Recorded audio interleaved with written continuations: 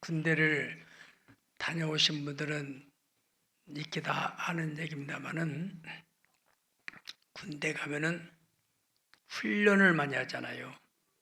뭐를 위해서? 전쟁을 대비해서. 언제 어느 때 전쟁이 날지 알 수 없으니까 항상 훈련하는데, 훈련하는 그 교관이 하는 말은, 훈련에서 땀을 많이 흘린 그런 군대는 전쟁에서 피를 적게 흘린다, 그런 얘기를 해줘요. 사실은 같습니다. 그래서 훈련을 많이 하게 되면은 어떤 유사시에 자기도 모르게 이 감각적으로, 반사적으로 그 환경에 반응을 하게 된단 말이죠. 지금도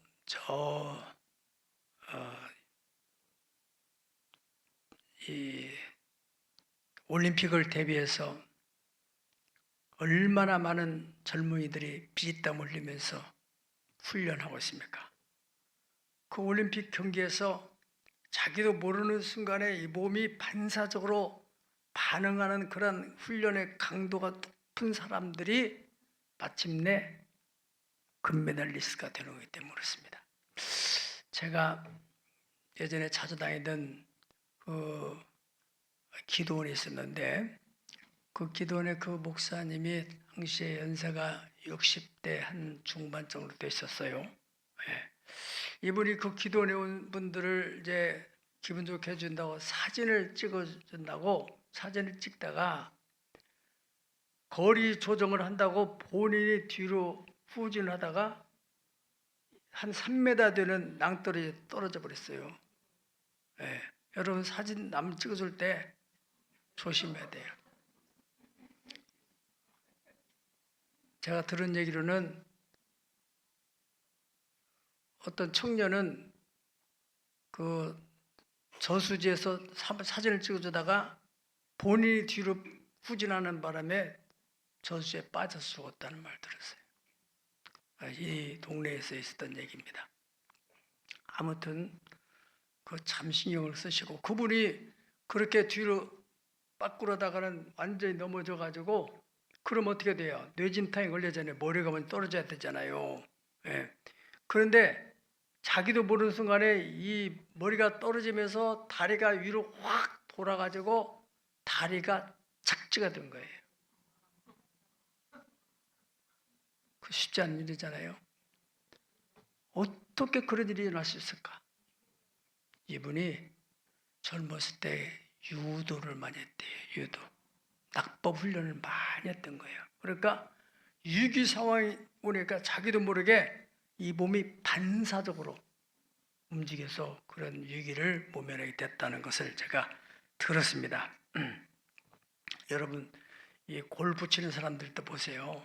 예, 타이거 우즈 같은 사람, 또 박세리나 이런 분들을 막 100여 메다 있는데 거기서 한 번에 샷을 쳐가지고 홀 인원 되는 경우가 있어요. 이만한 골프공 들어가는 그 구멍에다가 100여 미터에서 집어넣는다는 거 물론 쉽진 않지만은 가끔 그런 사람들이 나타나잖아요. 예. 어떻게 해서 그런 일을 할 수 있을까요? 부단한 연습을 하기 때문에 그렇습니다. 박세리 선수도 얘기 들으면은 그 아버지를 통해서 담력을 키우기 위해서 밤에 공동미도 가고 그런 훈련을 했다고 그래요. 저는 초등학교 시절에 이 구슬치기를 참 잘했어요. 제가 구슬치기 아무튼 하고 나면은 저녁 때 되면은 주머니가 막 꽉 찰 정도로 내가 구슬치기를 그렇게 잘했는가? 다 구슬해야 되게 생각하는 거. 시간만 되면 훈련하는 거예요. 어떻게? 지금 생각하면은 아마 그게 이제 일본에서 온 것 같아요. 그 하나의 그 레크레이션이라고 할 수 없고 뭐예요 그게. 하여튼 구슬치기인데 이름이 탱가라는 거 있었어요. 해보신 분들 있을 거예요. 여기 십자로 딱 그려가지고 가운데 구멍 하나 뚫고 저쪽에 뚫고 좌우로 뚫고 여기다 뚫고 여기서 한 2m 간격 정도로 구멍 하나씩 뚫어가지고 이제 거기다가 집어넣는 거예요. 뿐만 아니라 또 상대가 그 구슬이 있으면 그 구슬을 맞춰서 죽이는 거예요. 맞춰서. 그런데 제가 한 3m 있는데도 딱 해서 딱 쏘면은 구슬을 3m 딱 맞춥니다. 이야, 얼마나 훈련했으면 그래야 되겠어요. 네. 내가 아마 너 그 골프 쪽으로 갔으면은 추경주 선수 정도 되지 않았을까. 한 20여 년 전에 우리 박물관 폐료관을 만들기 위해서 이제 필리핀에 조개를 구입하러 갔어요. 네, 거기에 갔더니 거기에 있는 분이 하나가 골프를 한번 치러 가면 좋겠다고 그래요. 나는 골프를 한 번도 안 쳐봤다고 하니까 아유 괜찮아요. 다 뭐 쳐다보면 칠 수 있어요. 갔어요. 갔더니 이제 골프 손 잡는 것부터 알려주더라고요. 이거 이렇게 해가지고 이 손을 이렇게 해가지고 골프채 잡는 것부터 알려줘요. 그래서 난생 처음으로 20여 년 전에 그때가 처음이자 마지막 같아요. 골프를 쳤는데 아유 목사님 거짓말 하신다고 다 잘 치시면서 그러냐고. 나는 정말 처음 쳤는데 뭐를 했어요? 탱가 훈련했을 것 같아요.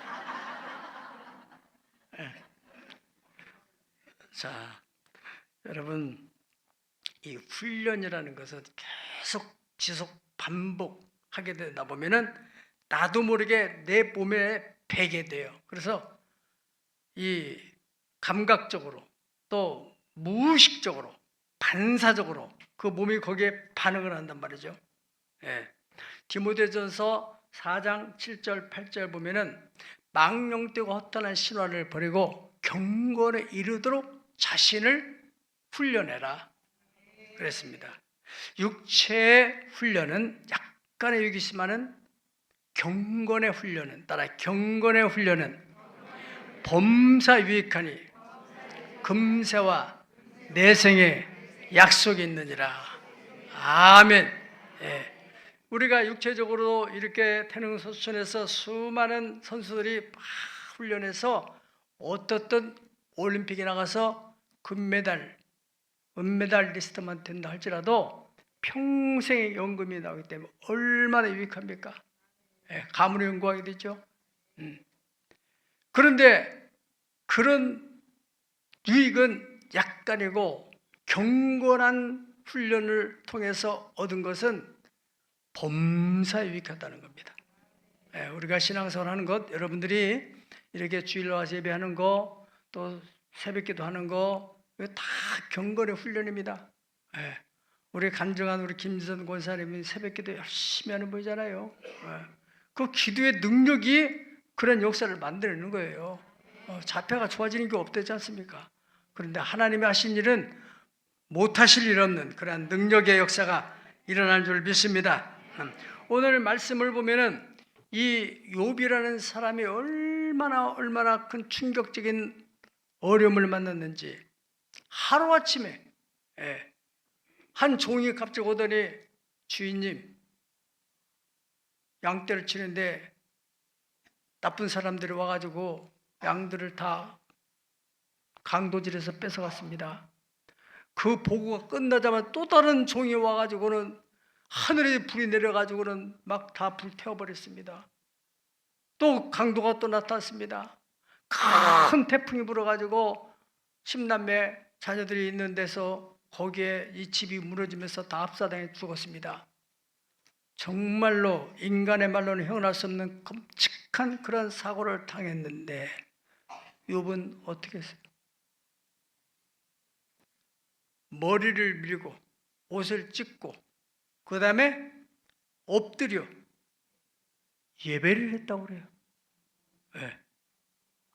뭐 꼭 미리 알고서 준비했던 것처럼 반사적으로 하나님 앞에 엎드려 예배했다는 것. 이것은 참 보통 영적 경지에 들어가지 않고서는 할 수가 없는 일입니다. 얼마나 뒤로 보통 사람은 뒤로 넘어지죠. 그 충격. 하루아침에 모든 걸 다 잃어버렸으니 얼마나 큰 충격을 받겠어요. 그런데 그런 상황에서 그 자리에서 하나님 앞에 예배를 할 수 있다. 참 쉬운 일이 아니죠. 이러한 놀라운 영성, 놀라운 경건의 능력이 어디서 주어졌는가? 이것은 욥이라는 사람이 기본적으로 성경관이 확립되어서, 욥은 그러한 경건 생활에 익숙해졌을 뿐 아니라 기본은 성경관, 따라서 성경관, 성경적인 신앙이 첫째는 하나님의 절대 주권적인 신앙을 가지고 있어요. 따라합시다. 하나님의 절대 주권적인 신관을 가졌다. 하나님 어떤 하나님이냐? 내가 믿는 하나님 어떤 하나님이냐? 대다수의 사람들은 자기 나름대로 하나님을 만들어요. 자기 마음에 드는 하나님. 그래 자기 마음에 충족이 안 되면 막 원망 불평하고, 그 하나님의 권위 아래 내가 들어가야 되는데, 성경에서 말하고 있는 그 하나님이 어떤 하나님인 걸 알아서 그 하나님에 내가 맞춰서 살아가다 보면 내가 변화가 일어나는 거예요. 왜 내가 변화가 일어나느냐? 그 하나님을 내 수중에 넣어가지고 내 뜻대로 조종하려고 그러기 때문에 내가 변화가 일어나고 자꾸 신앙이 자라지 못하는 겁니다. 욥이 이렇게 하나님의 절대 주권을 인정하기 때문에 그런 행동, 또 그러한 자세가 나오게 됐다. 이건 사무엘상 2장 6절로 7절을 보면은 한나의 신앙과 일맥상통하는데, 여호와는 죽이기도 하시고 살리기도 하시고 소리에 내리기도 하시고 거기서 끌어올리기도 하시는 도다. 할렐루야. 또 여호와는 가난하기도 하시고 부하기도 하시고 또 사람을 낮추기도 하시고 높이기도 하시는 하나님이다. 이것이 하나님의 절대 주권을 인정하는 겁니다.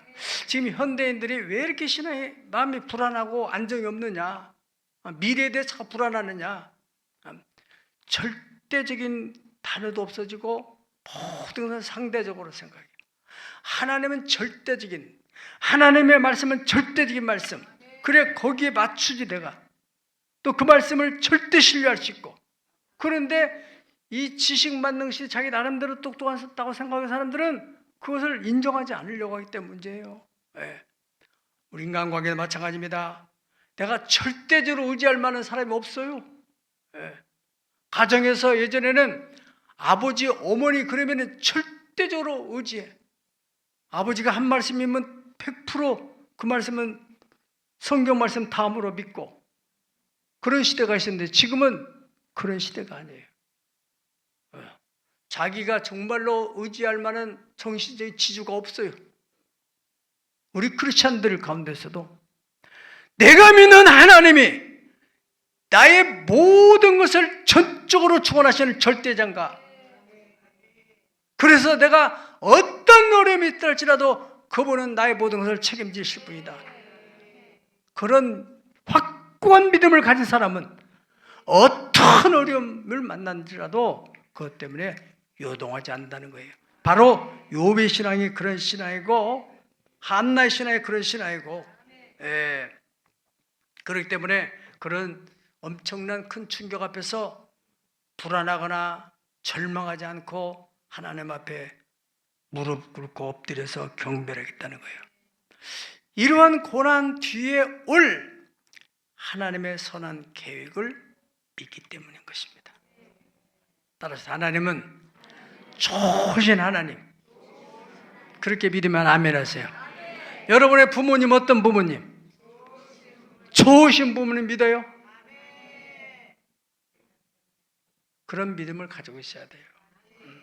세상에 부모님만큼 나를 사랑하고 아끼고 내가 잘 되기를 바라는 마음을 가진 사람이 이 세상에 어디가 있어요?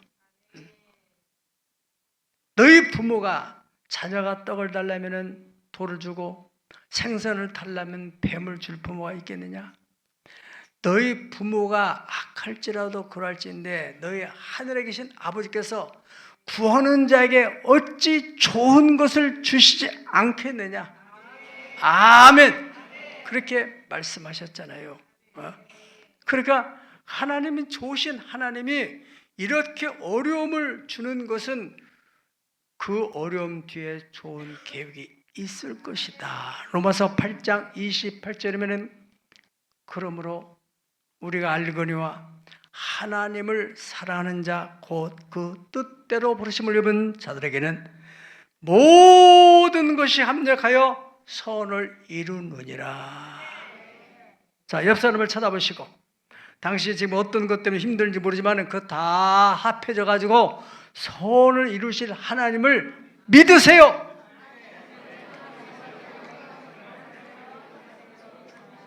그러면 그 믿음대로 될 것입니다. 우리 지난 시간에 배웠던 대로 욥기 23장 10절 보면은 나의 가는 길은 오직 그분이 하시나니 그가 나를 단련하시는 내가 순금같이 더 나은 삶으로 나오리라. 그 하나님께서 내게 작정하신 일이 있다. 그것을 이루기까지 그분이 나를 떠나지 않고 그 일을 반드시 이루실 것이다. 로마서 14장 8절에는 우리가 살아도 주를 위해 살고 죽어도 주를 위해 죽나니 따라 하시겠습니다. 사나 죽으나 주의 것이로다. 아멘. 베드로서 1장 10절은 그러면 형제들아 너희 부르심과 택하심을 굳게 하라. 이것을 행하지 너희가 언제든지 무슨 일을 마다든지 실족하지 아니하리라. 아멘. 에레미야 29장 11절을 보면은 여호와의 말씀이라 너희를 향한 나의 생각을 내가 하나니 평안이요. 너희 미래에 뭘 소망, 희망을 주려는 것이다. 할렐루야. 이사야서 43장 1절 2절을 볼 것 같으면 두려워하지 말아라. 내가 너를 구속하였고 내가 너를 지명하여 불렀나니 너는 내 것이라. 네가 불 가운데 지날지라도 불이 너를 타지 못하게 할 것이고 네가 물 가운데 지날지라도 물이 너를 침몰치 못할 것이고 불꽃이 너를 사르지도 못하게 하겠다. 이러한 절대적인 신앙을 가졌던 사람이 바로 다니엘과 그 친구들이잖아요. 그래서 느부갓네살이 우상 앞에 절하지 않으면 이 뜨거운 극렬히 타는 풀불에 집어넣는다 하니까 그들이 뭐라고 합니까? 우리 하나님께서 우리를 건져줄 것이에요. 그리 아니하실지라도 우리는 하나님 위에 이런 우상 앞에 절할 수 없습니다. 그 신앙 대단하잖아요. 절대적인 하나님. 욥이 가지고 있는 신앙이 바로 절대 주권적인. 아멘. 그리고 두 번째로는 절대 주권적인 인생관을 가졌다. 그러니까 인생관. 첫째는 신관, 두 번째는 인생관. 그 인생관이 뭐예요? 내가 이 땅에 태어난 것은 하나님께로부터 빈손으로 알몸으로 태어났다. 그러니 내가 언젠가 이 세상을 떠날 때도 알몸으로 갈 것이다. 알아요, 몰라요? 다 알고 있잖아요. 그러면 모르는 척하면서 살고 있는 거예요. 뻔한 사실인데 그것만 우리가 마음속에 담고 있다 할지라도 우리가 살다 보면 잃어버리고 없어지는 것들 때문에 그것 때문에 잠 못 자고 그것 때문에 막 염려하고 절망을 하고 그럴 리가 없을 거예요. 알몸으로 왔는데 지금 누리고 있는 것이 얼마나 풍요로워요. 늘 눈이 닿는 우주 공간에 손이 닿는 구석구석에 감사할 것이 많지. 아멘. 바른 인생관을 가져가야 돼. 성경적인 바른 인생관. 내가 알몸으로 왔다. 언젠가는 빈손 들고 돌아가리라. 공술의 공수고. 수의, 사람이 죽은데 입히는 옷에는 뭐가 없어요? 주머니가 없대잖아요. 가져갈 필요가 없으니까. 예전에는 그래도 막 입에다도 뭐도 넣어주고 막 쌀도 주고 그랬는데요. 요즘에는 입어봤자 금방 가서 화장터에 가서 다 타워버리니까 다 그걸 보잖아요. 다 봐. 언젠가는 내 차례가 된다는 왜 생각을 못해요? 인생이라는 이런 거구나. 빈손 들고 왔다 빈손 들고 갈 때 뭐 때문에 뭘 먹을까 마실까 뭘 입을까 그래 뭐 좀 이런 것도 원수를 맺고 원수 주고. 예수를 안 믿는 사람은 그럴 수 있지만 예수를 믿는 사람은 절대 그래서는 안 되죠. 왜 그렇게 안 됩니까? 절대 주권적인 인생관을 가져야 돼. 내가 태어난 것은 내 뜻도 아니고 부모의 뜻도 아니고 하나님의 주권에서 태어났고, 내가 이 세상에 사는 것 또한 하나님의 은혜로 하나님이 주신 것을 가지고 내가 누리고 살고 있고, 내가 이 세상에 떠나갈 때는 다 놓고 떠나갈 것이다. 이런 신앙관.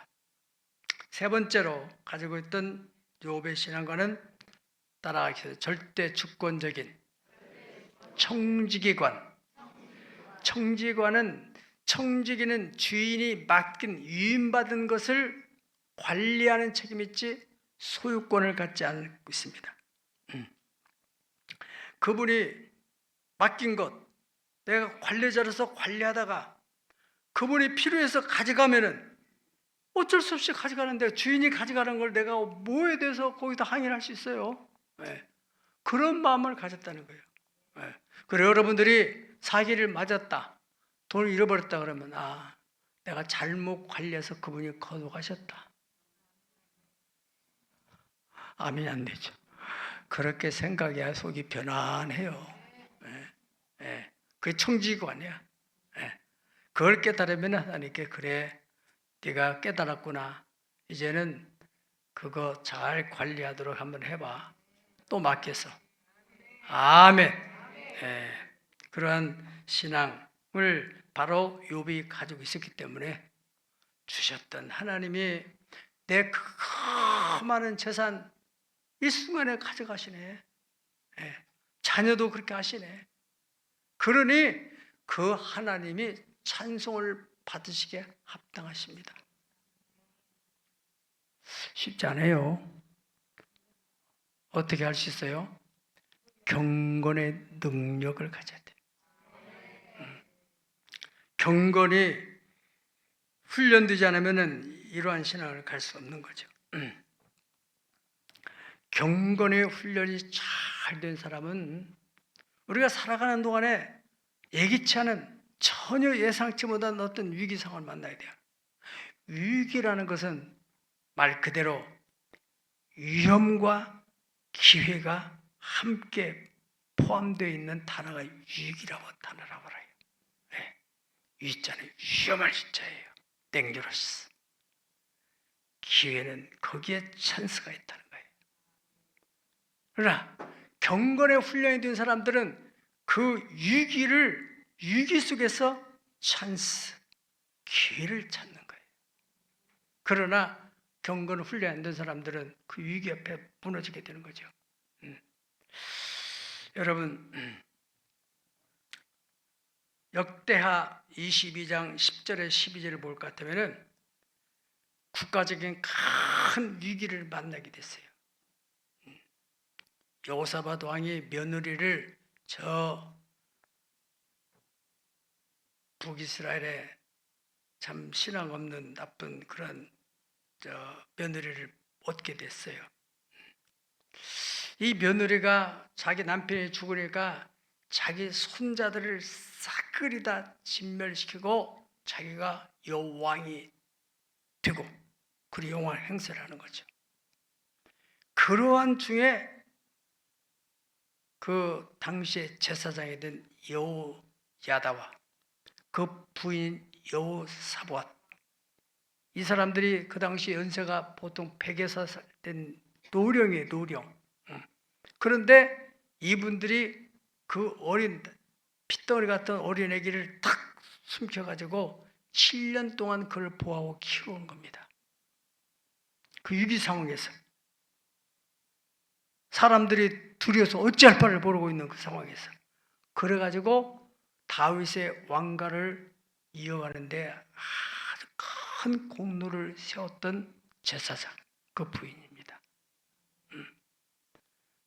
이들은 평상시에 경건의 훈련이 된 사람이기 때문에 그렇게 행동을 할 수 있었다는 거예요. 또 성경에 얼마나 많은 그런 경건한 사람들 있어요. 아방 시대에도 오바댜라는 사람이 이 하나님의 선자들을 굴 속에다가 50명씩 숨겨서 그들을 다 먹을 양식을 제공하는 보면은 그 보통 경건한 능력이 아니에요. 하나님이 귀하게 여기는 사람이에요. 네. 여러분 이 땅에 사는 동안에 그냥 내 인생만을 위해서 뭘 먹을까, 뭘 마실까, 뭘 입을까 이러고 뭐 전전긍긍 산다면 그 인생에 무슨 의미가 있습니까?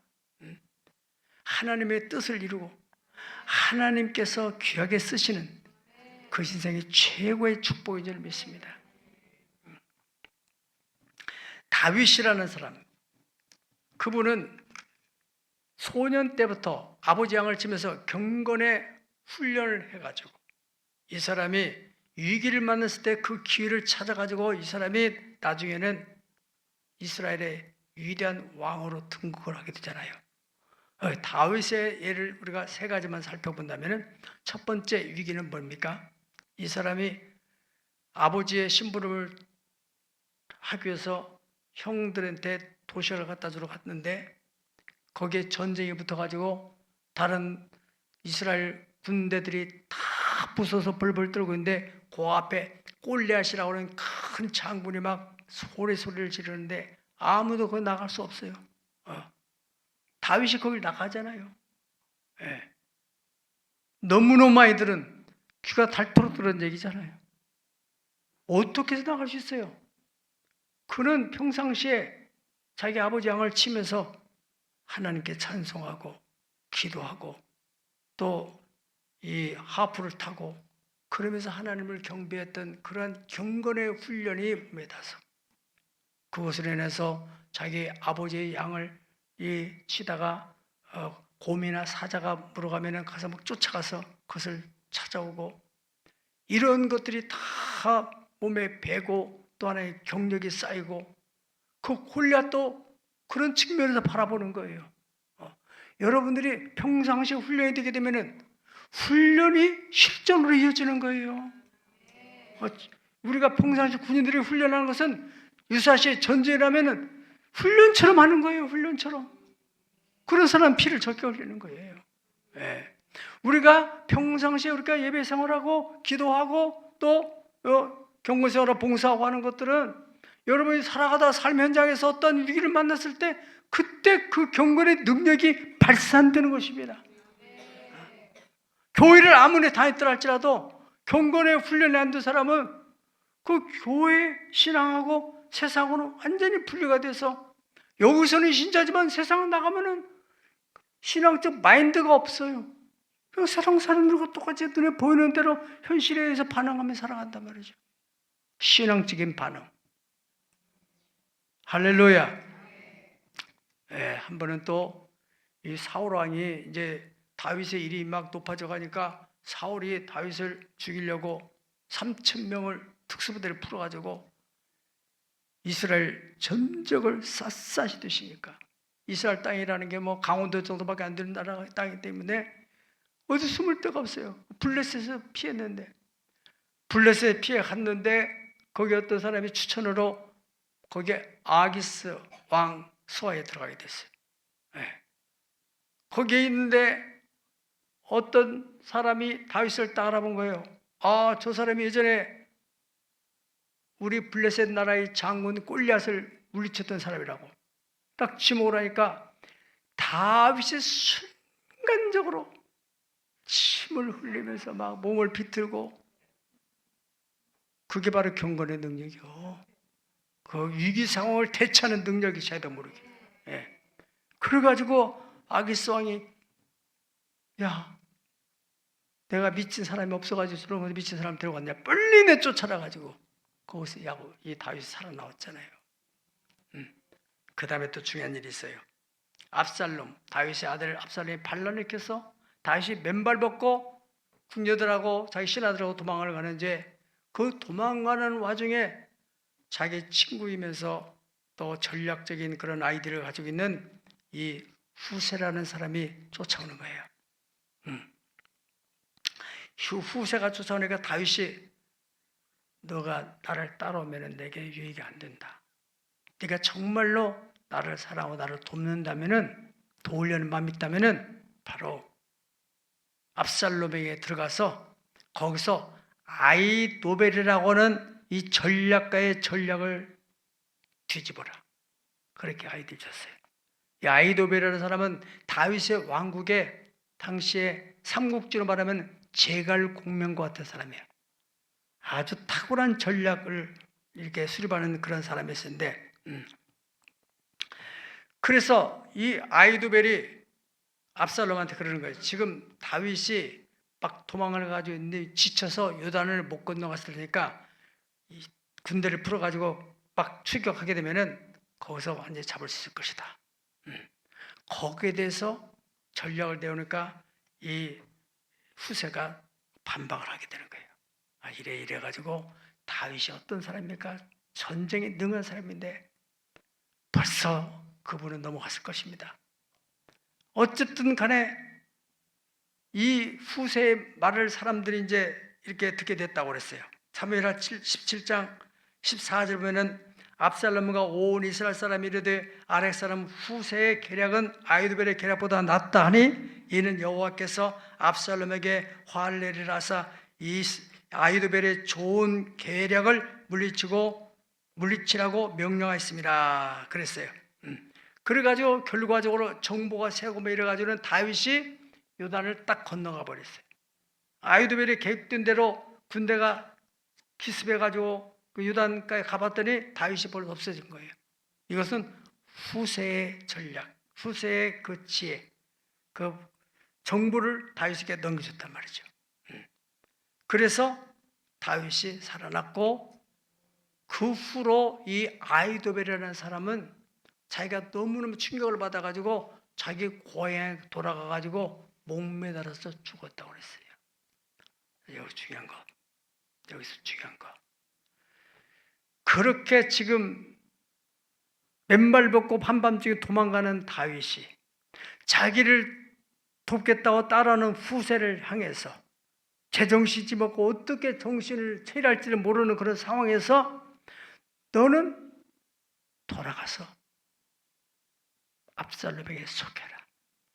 아히도벨이 전략을 짤 때 네가 그것을 뒤집어라. 그런 머리가 돌아갑니까? 다윗이 경건한 능력을 가진 사람이기 때문에 그렇습니다. 반사적으로 훈련을 만약에 되면 몸이 반사하는 것처럼 우리가 경건의 능력이 필요하다는 거. 왜 범사의 경건은 유익하다고 한 거냐? 우리가 하나님과 교통하는 범사의 경건 생활하게 되면은 우리가 모르는 어떤 위기 상황을 닥쳤을 때 거기에 반사적으로 성령께서 주시는 감동을 받아들여서 행동을 하게 된다는 것입니다. 그래서 오늘 이 욥의 경건의 능력 있는 그 모습을 여기다 기록해 놓은 것은 우리로 하여금 우리가 살아가는 여정 속에서 갑작스럽게 이런 일을 만났을 때 내가 어떻게 그 상황을 대처할 것인가, 거기에 대한 교훈을 주기 위해서 오늘 말씀을 기록한 겁니다.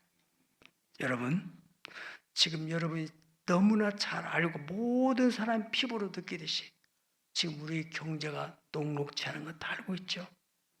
우리 내수 경기도 그런 판에 설상가상으로 지금 이스라엘이 이라크를 핵시설을 공격해가지고 지금 유가가 지금 폭등을 하고 있는 중에 있어요. 우리도 힘든데 외국의 이런 세계적인 경제 상황들이 힘들어지게 되면 얼마나 힘들겠어요. 위기. 이런 위기에서 여러분들이 그 위기를 기회로 만들 수 있는 길은 지금 경건의 연습이 필요합니다. 시편 32편 6절 보면은 경건한 자는 주를 만날 기회를 타서 주께 기도할지라 진실로 홍수가 범람할지라도 저에게 미치지 아니하리라. 할렐루야.